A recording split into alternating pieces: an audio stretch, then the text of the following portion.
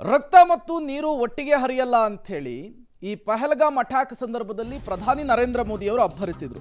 But ಈಗ cricket ಮತ್ತು ರಕ್ತ ಒಟ್ಟಿಗೆ ಹರಿಬಹುದಾ ಅನ್ನುವಂತಹ ಪ್ರಶ್ನೆ, ರಕ್ತ ಹರಿಸಿದ ಪಾಕ್ ಜೊತೆಗೆ ಕ್ರಿಕೆಟ್ ರಾಜಿ ಯಾಕೆ ಅನ್ನುವಂತಹ ಪ್ರಶ್ನೆ, ಭಯೋತ್ಪಾದಕ ದೇಶದ ಜೊತೆಗೆ ಕ್ರೀಡಾ ಸ್ಫೂರ್ತಿ ಯಾವ ಪುರುಷಾರ್ಥಕ್ಕೆ, ದೇಶಕ್ಕಿಂತ ಭಾರತೀಯರ ನಾಗರಿಕರಿಗಿಂತ ಕ್ರಿಕೆಟ್ ದೊಡ್ಡದಾ? ಆರಂಭದಲ್ಲಿ ವೀರಾವೇಶವನ್ನು ಪ್ರದರ್ಶಿಸಿ ಪಾಕ್ ವಿರುದ್ಧ ತೊಡೆಯನ್ನು ತಟ್ಟಿತ್ತು ಇದೇ ಬಿಸಿಸಿಐ. ಹಲವು ಟೂರ್ನಿಗಳಲ್ಲಿ ಪಾಕ್ ಪಂದ್ಯವನ್ನು ಬಹಿಷ್ಕರಿಸಿ ಕಣಕ್ಕಿಳಿಸಿತ್ತು ಭಾರತವನ್ನು. ಲೆಜೆಂಡ್ಸ್ ಚಾಂಪಿಯನ್ಸ್ ಲೀಗ್ನಲ್ಲೂ ಕೂಡ ಪಾಕ್ ವಿರುದ್ಧದ 2 ಪಂದ್ಯಗಳನ್ನು ಇದೇ ಬಿಸಿಸಿಐ ಬಹಿಷ್ಕಾರ ಮಾಡಿತ್ತು. ಹಾಕಿ ಏಷ್ಯಾ ಕಪ್ ಟೂರ್ನಿಯಿಂದಲೇ ಹೊರಗುಳಿದಿತ್ತು ಭಾರತ. ಇದೇ ಗತ್ತು ಏಷ್ಯಾ ಕಪ್ ಟೂರ್ನಿಯಲ್ಲಿ ಯಾಕೆ ತೋರಿಸ್ತಾ ಇಲ್ಲ ಅಂಥೇಳಿ ಈ ನಿರ್ಧಾರ, ಈ ದ್ವಂದ್ವ ನಿಲುವುಗಳು ಈಗ ಭಾರತೀಯರ ಆಕ್ರೋಶವನ್ನು ಜಾಸ್ತಿ ಮಾಡ್ತಾ ಇದೆ. ಬಿಸಿಸಿಐ ವಿರುದ್ಧ ದೊಡ್ಡ ಮಟ್ಟದಲ್ಲಿ ಆಕ್ರೋಶವನ್ನು ಹೊರಹಾಕ್ತಾ ಇದ್ದಾರೆ. ಇನ್ನು ಈ ಮ್ಯಾಚ್ ಇರೋದ್ರಿಂದ ಈಗ ಬೆಂಗಳೂರು ನಗರದಲ್ಲೂ ಒಂದು ರೀತಿ ಹೈ ಅಲರ್ಟ್ ಅನ್ನೋ ರೀತಿಯಲ್ಲಿದೆ.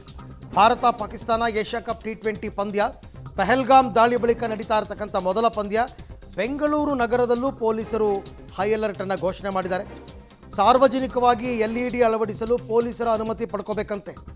ಮಾಲ್, ಅಪಾರ್ಟ್ಮೆಂಟ್, ಆಟದ ಮೈದಾನಗಳಲ್ಲಿ LED ಅಳವಡಿಸಬೇಕು ಅಂದರೆ ಅನುಮತಿ ಪಡ್ಕೋಬೇಕು. ಪಾಕ್ ಪರ ಯಾರೇ ಘೋಷಣೆ ಕೂಗಿದ್ರು ಮುಲಾಜಿಲ್ಲದೆ ಕ್ರಮ ತಗೋತಾರೆ. ಪೊಲೀಸ್ ಕಮಿಷನರ್ ಸಿಮಂತ್ ಕುಮಾರ್ ಸಿಂಗ್ ಸೂಚನೆಯನ್ನು ಕೊಟ್ಟಿದ್ದಾರೆ. ಆಯಾ ವಿಭಾಗದ DCPಗಳು ನಿಗಾ ವಹಿಸೋದಕ್ಕೆ ಸೂಚನೆ. ಇದು ಸಾಧ್ಯತೆ ಇದೆ.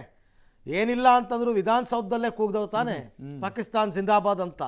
ಈಗ ಈ ಥರ ಸಾರ್ವಜನಿಕವಾಗಿ ಎಲ್ಲರೂ LED ಹಾಕ್ಬಿಟ್ಟು ಅಲ್ಲಿ ಅವನೋ ತಲೆ ಕೆಟ್ಟವನು ಪಾಕಿಸ್ತಾನ್ ಜಿಂದಾಬಾದ್ ಅಂದು ಅವನನ್ನು ಹಿಡ್ಕೊಂಡು 4 ಜನ ಹೊಡೆದು ಇವೆಲ್ಲ ಗಲಾಟೆಗಳಾಗೋದು ಬೇಡ ಅನ್ನೋ ಕಾರಣಕ್ಕೆ ಪೊಲೀಸರು ಹೈ ಅಲರ್ಟ್ ಆಗಿದ್ದಾರೆ.